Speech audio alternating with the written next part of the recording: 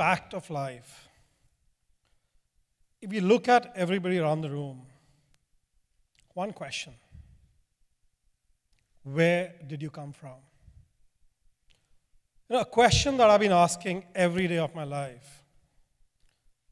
When I work on issues of ending discrimination, inequality, prejudice, stereotypes, the question to you: who gave you the birth? Did you come from a man's body? Anyone in the room, did you come from a man's body? Who is superior? Yet we decide as a human race to treat our women and girls inferior, discriminate. Every day, millions of girls and women faced gender-based violence. Girls have to decide to let go of the school that they like because they have to now contribute to the household chores. This is really a fact, but also a reality that every day we at UN Women work on. When my mother at 17 in Punjab in India decided she will not be put into a marriage and said, I want to study. I want to leave this house and do a BSc in nursing. 1957. Supported by her mother, she takes the first step and leaves the house and ultimately completes a master's degree in nursing and finishes and completes a career as a secretary to the Indian Nursing Council to the government of India, the highest ranking bureaucrat who started to study English when she was 18 years old. A real inspiration for me. And I always go back to the question Anu asked me that, Ravi, you work on youth and gender equality. Why is that?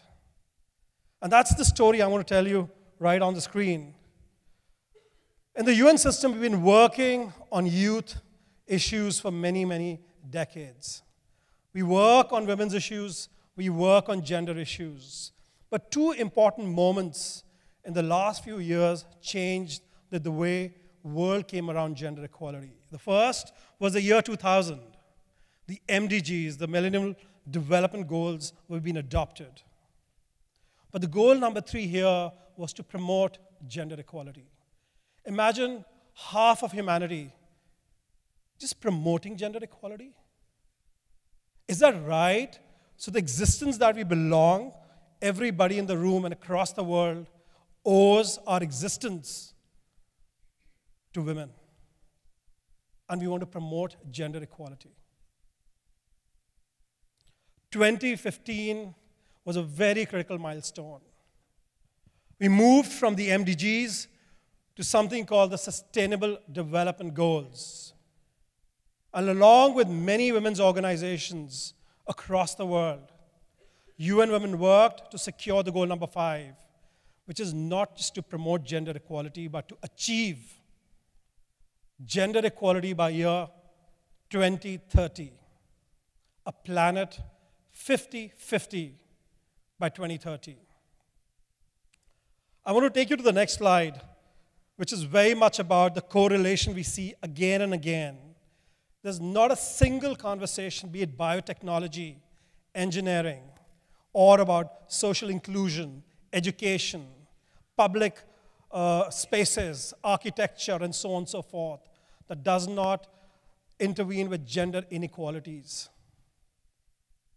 And we see this so clearly that if you're talking about the 17 Sustainable Development Goals, it's just not the goal number 5 or the high 5 that we talk about, which is critical, ensuring that all 17 goals impact all women and girls, thereby changing the condition and position in society. And that's the goal that is in front of us. How do you work on that as an agency which is very small? With a huge task, limited years, 13 and a half years more to go. And I want to take you through a very interesting journey, if I can have the next slide. I was lucky to work on a very interesting experiment, which was called the My World Survey. Yes, My World. And for the first time, people across the world were asked to inform the world leaders what their priorities were. You see the list in front of you, ranging from education, job, climate issues, honest and responsive government to energy. But you see gender equality, or equality between men and women, equality between boys and girls listed in the top 10 priorities. But I want to break this up a little more. So if I can have the next slide, please. When women were asked to prioritize gender equality, you see this very clearly, just in USA, in your lovely country here, women were putting gender equality across as number 3 or number 4 priority. Can I ask a question?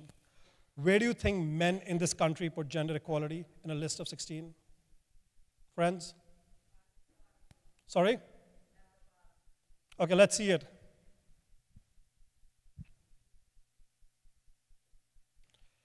So you see that very clearly, a discrepancy between the way women wanted the world leaders to prioritize gender equality and the way men were prioritizing gender equality. With my focus on working on the youth, and if I have the next slide, you'll see that young women who were below the age of 30 or below the age of 15, girls would put gender equality as sometime number 1, number 2 priority in USA. Where do you think the young men put gender equality? Let's see it. I'm talking about year 2015.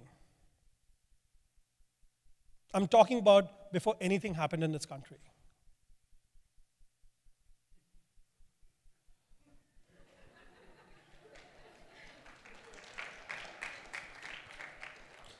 You know, the issue really is men, boys, us. We forget that we were born because a mother decided to make sure we have the right nutrition for 9 months. The question I have, how can we forget? How can half of humanity forget that they owe their existence to the other half?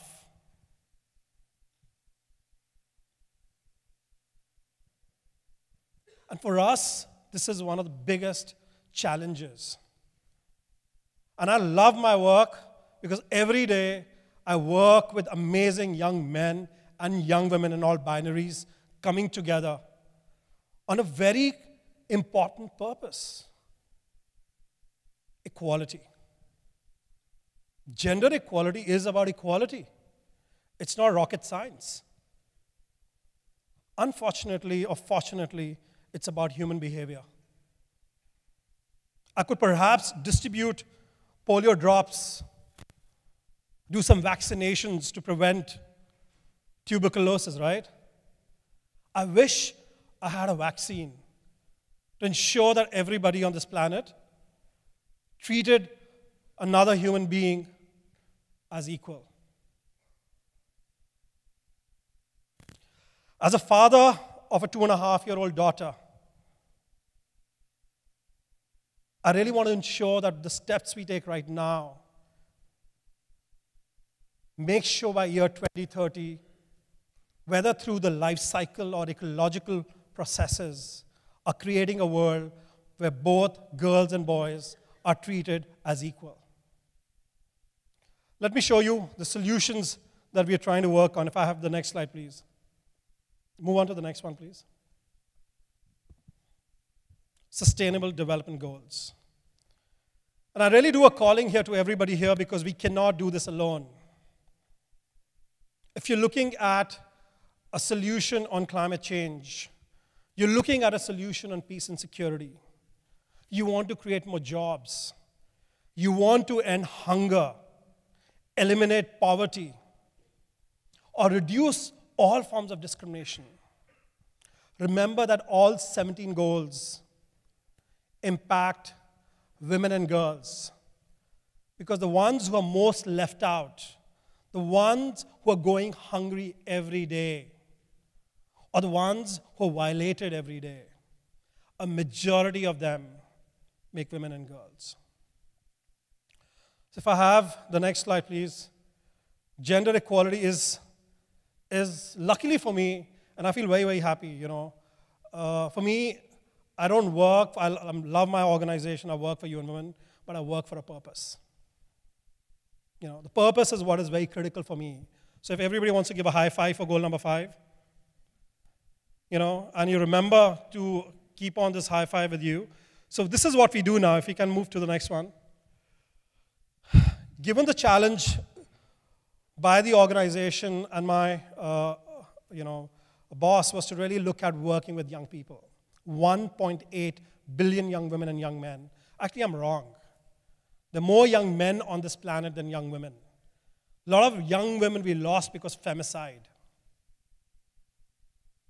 But still, we call for very strongly leap. Leap over the patriarchal systems. Leap over the hypocrisy. Leap over the sense of entitlement soaked in misogyny and discriminatory patterns coming from patriarchal domains. It should really invest in the young women as leaders, not just tomorrow, today. The part which has already been celebrated here is economic empowerment, ending all forms of violence against young women and girls. And one thing I learned every time my daughter Samara would walk, and somebody says she's talking so loudly. I say, you see that boy there? He's also talking loudly. We need to ensure that our girls very early on learn to express themselves, voice their opinion, and participate in decisions that affect them.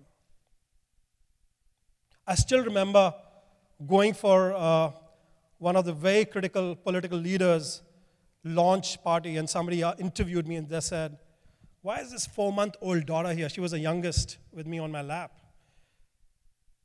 And what is she doing here? I said, she's just not a 4-month-old daughter. She's the future president. So I think for us, it is so critical when we move on to leaping over discrimination, to understand that we actually need to systematically break the prejudice, the stereotype, the discrimination that then creates this cycle of oppression and inequality. Where would you begin? So my question to all of you is, will you begin with that infant who is 32nd old? Or will you begin with that 5-year-old child? Or will you begin with the 16-year-old adolescent? Or many of you who are in their 20s as students, as youth leaders? Or people like me who are middle-aged men? Or somebody who is an older and the elderly? Where do you begin? Where do you start making change? Anybody? Absolutely, sir. Everywhere. And that wants to tell you another important story. Recently, I was asked by one minister saying that, you need to come and speak. I said, listen, I made a pledge 2.5 years ago when Samara was born to my wife. I very strongly support nurturing and caring aspects of fatherhood. Fatherhood is just not about protection and provision, which means I need to reorganize my life and be available in the morning and after work. So he said, you're not coming? I said, Excellency, I'm not able to come. He said, why? I said, I have to take care of my daughter. Guess what did he say? That's your wife's job. I said, that's so sad. Excellency, it's not a job, it's a joy. I think for us, working for UN Women, I feel every day so happy that many people will ask me that you work for a UN women's organization that promotes gender equality. The men in the audience and the other men listening in, gender equality just does not benefit women and girls. It benefits men and boys. And collectively, we create social and human transformation. So where do you go with all these stories? If I have the next one, really is the story of something in your bags is resurrection of the rights agenda. Going to every young woman and asking her, do you know what human rights are? More importantly, asking young men, do you know what rights of women and girls are? And that is a quest, a purpose that I feel so proud and privileged to be part of. Every day when I wake up, I know that this is possible. Because what we've been able to achieve is really the next picture. We started with 10 people in the room. People told me that, Ravi, you want to work on youth and gender equality? They are not interested. And if they are, they'll probably be young women talking about equality. Everybody here with a high five? Do you only see women and girls? For us, the most important piece of the journey has been ensuring that the quest has expanded from an individual to a global community. In a recently concluded big gathering of young people, and a colleague of mine, Alison, and was saying, who will come to this Youth Commission on Status of Women? We had 2,700 applicants. In the end, we had 900 people in the room, all coming from about 85 countries. And saying that is just not an issue of India, USA, or other parts of the world. It's everywhere. Be it Korea, be it Australia, be it Benin, be it Bolivia or Mexico. We need to ensure that all our women and girls are treated with dignity and equality. And this is what you get. Can I have the next one? You get young women breaking UN structures and mechanisms, coming through bureaucracy, and changing the history and making herstory. The three young women you see on the slide behind me is a young woman, indigenous young woman from Africa, a young feminist from America, another young woman representing the World Association of Girl Guides and Girl Scouts. They created a herstory by becoming the first young women leaders, being formally recognized in the opening of a General Assembly session on the Commission on Status of Women. The Commission started in 1946, 71 years later. They come in. You cannot have this session without listening to us and recognizing that we young women are partners in creating change. And that's the story I live every day and every time. For the next slide, please. And this is where I become a little cheesy, is equality. Am I equal? Are you equal? Will we be equal? Thank you so much.